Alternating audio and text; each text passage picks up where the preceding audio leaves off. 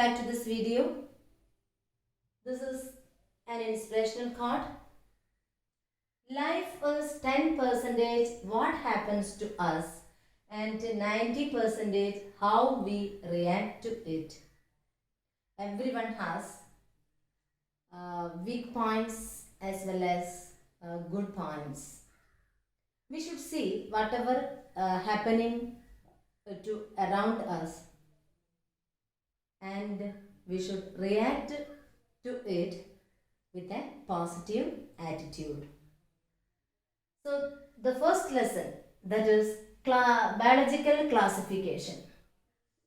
The topics to be covered in this session are classification system. Various classification system like Aristotle's classification, Linnaeus two kingdom classification, then characteristics of five kingdom classification, that is R.H. Whittaker's classification. Since the dawn of civilization, there have been many attempts to classify living organisms. It was done instinctively, not using criteria that were scientific but born out of a need to use organisms for our own use, for food, shelter, clothing, etc. But then Aristotle was the earliest to attempt a more scientific basis for classification of organisms. Based on Aristotle's classification, please go through this chart, flow chart. You'll be able to understand how did he divide or classify animals. You can see here, he classified plants into trees, shrubs, and herbs, and animals into two groups only, those with red blood and without red blood. That means red blood organisms and the organism are not having no red blood.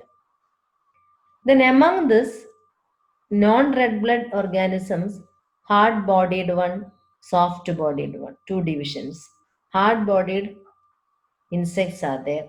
Soft-bodied includes shell, shellfish. Other one, no shell, that is jellyfish. Then later, that is 1758, Linnaeus classification, named two kingdom classification. The system classifies organisms into two kingdoms. What are the two kingdoms? Kingdom Plantae and Kingdom Animalia. Only two kingdoms were there. They are Kingdom Plantae and Kingdom Animalia.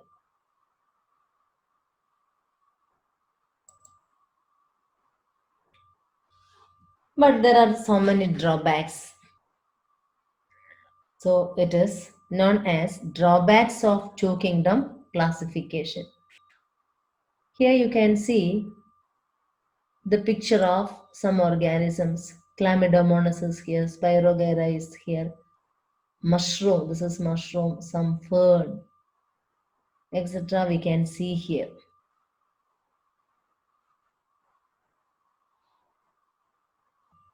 What are the drawbacks of two kingdom classification? One of the major drawback in the plant kingdom, he included prokaryotes, that is bacteria, cyanobacteria, and eukaryotes, fungi, mosses, ferns, gymnosperms, and angiosperms. He included all these organisms under kingdom Plantae on the basis of the presence of cell wall.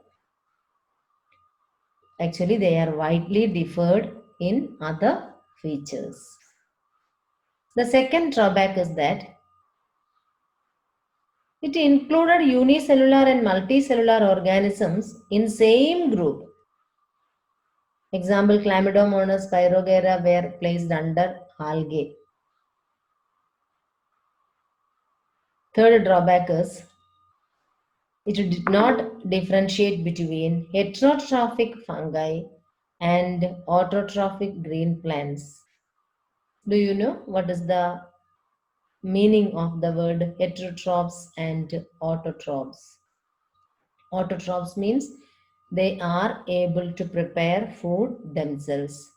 Heterotroph means they are depending the autotrophic plants for their food. Fungi have chitinous cell wall while the green plants have cellulosic cell wall. So these are the certain drawbacks of two kingdom classification. From your examination point of view, these are very important. Then later, five kingdom classification proposed by R.H. Whitaker, that is in the year 1969. On the basis of this classification, there are five kingdoms, which are the Kingdom Monera, Kingdom Protista, Kingdom Fungi, Kingdom Plantae, and Kingdom Animalia. This classification is based on cell structure, thallus organization, mode of nutrition, reproduction, and phylogenetic relationship. Actually, all these are known as criteria for classification. So, these are the criteria used by R.H. Whitaker for classification. So, what are the criteria? Cell structure, thallus organization, mode of nutrition, reproduction, and phylogenetic relationship. What do you mean by the word phylogenetic relationship? Phylogenetic. The word phylogenetic means evolutionary. So that is evolutionary relationship. That is one of the criteria. Evolutionary relationship. Okay, which are the kingdom included in R.H. Whitaker's five kingdom classification? Kingdom Monera, Kingdom Protista, Kingdom Fungi, Kingdom Plantae, and Kingdom Animalia. Then, what are the characteristics of all these kingdoms? So, the next we are going to study about characteristics of the five kingdom classification. So, this table will help you to understand very clearly about the characteristics. See the first characteristics regarding cell type, and the second one is cell wall. What type of cell wall all these five kingdom possess? Third one is nuclear membrane. Fourth one is body organization. And fifth one is mode of nutrition. So let us see one by one. What about the kingdom Monera? What type of cell they possess? Among kingdom Monera, the cell type means they are prokaryotes. They are prokaryotes. So the cell type of all this kingdom, it is very easy to understand. All others are eukaryotic organism. Then do you know what is the difference between eukaryotes and prokaryotes? If the nucleus is surrounded by a membrane, they are known as eukaryotic organism. If that nuclear membrane is absent, they are known as prokaryotes. So what is the difference? Well developed nucleus is present in eukaryotes, that is absent in prokaryotes. Bacteria are the members. Others, all organisms, fungi, plants, animals, protista, the nuclear membrane is present. So that is the difference between prokaryotes and eukaryotes. Protista, what type of cell? Eukaryotic. What about fungi? Eukaryotic. Plantae, eukaryotic. Animalia, also the cell type is eukaryotic. Okay. What about the cell wall which is present in each of the kingdom?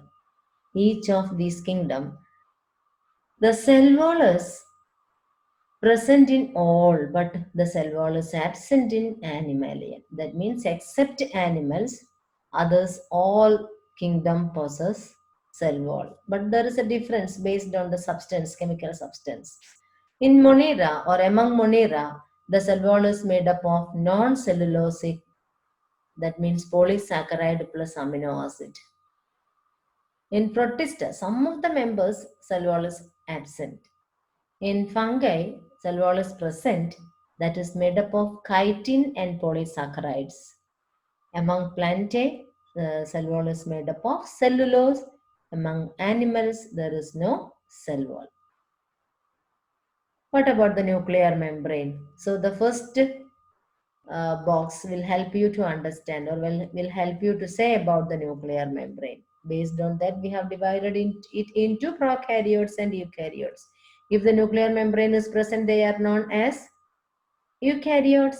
So here, except Monera, because they are prokaryotes, there is no nuclear membrane, but in all others, nuclear membrane is present. Okay. What about the body organization? Bacteria, their body is cellular. Eukaryote, cellular body. There is no multicells. But among fungi, multicellular or loose tissues are present.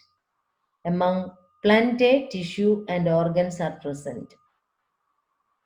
Then among animalia, tissue present, organ present, and well-developed organ system also they possess. We have studied digestive system, respiratory system, etc. present in animals. Then the last one, mode of nutrition. What about mode of nutrition? How they intake food? Monera bacteria. Yes, they are autotrophic. Some of them are saprophytes or parasites. Autotrophic means two types of autotrophs are there. Autotrophic means they are able to synthesize food themselves. Some of them are photosynthetic, means they are able to prepare food in the presence of sunlight by using chlorophyll. Some of them are chemosynthetic. Do you know what is the meaning of the word chemosynthetic? Yes, the organisms take energy by breakdown some compounds. They are known as chemosynthetic organisms. So among Monera, the mode of nutrition, autotrophic or heterotrophic. Heterotrophic means they depend other organism for food. They are saprophytes or parasites. Means the parasites means they live on others' body. Saprophytes means they take food from dead and decaying organisms. Okay, Protestant members, they are also, some of them are autotrophs, some of them are able to prepare their food, and some of them are heterotrophic. They are able to synthesize food means by doing the process photosynthesis. Then among fungi, all are heterotrophic, means they cannot make their food because they do not possess chlorophyll. Most of them are saprophytes and parasites. Kingdom Plantae. Yes, all plants are autotrophs. Why? Because they possess chlorophyll. The chloroplast consists of pigment named chlorophyll. That chlorophyll is necessary for preparing food. Then animalia. It is very clear. We know that yes, animals are unable to prepare the food. So they are known as heterotrophic organisms. Among them, some are holozoic and some of them are saprophytes. Okay, students, that's all about today's class. Thank you for watching this video.